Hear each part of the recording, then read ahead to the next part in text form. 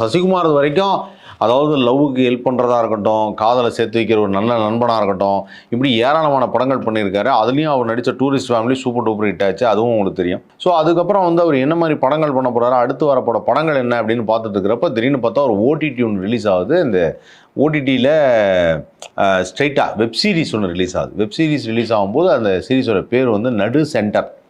What is this நடு centre அப்படின்னு பார்த்தா, இல்லை சார், இது வந்து ஒரு கிராம பின்னணியில் நடக்கக்கூடிய ஒரு அரசியல் சார்ந்த பழிவாங்குதல், அப்புறம் அதுக்குள்ளே இருக்கிற காதல், இப்படி ஏகப்பட்ட விஷயங்கள் இருக்குது சார் அப்படின்னாங்க. என்ன சார் இது, கிராமப்புறங்களில் பழிவாங்குதல், காதல், அரசியல் அப்படின்னு சொல்லும்போது வேற யாரெல்லாம் நடிச்சிருக்கா அப்படின்னு பார்த்தா, நம்ம விஜய் சேதுபதியுடைய பையன் சூர்யா விஜய் சேதுபதி அவரும் வந்து இந்த படத்தில் இந்த வெப் சீரிஸில் நடிச்சிருக்காப்புல.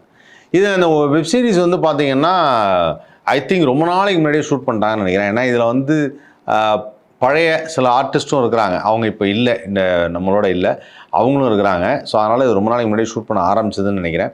அண்டு இந்த வெப் சீரிஸ் வந்து ஒரு பெரிய வரவேற்பை பெறும் அப்படிங்கிறாங்க.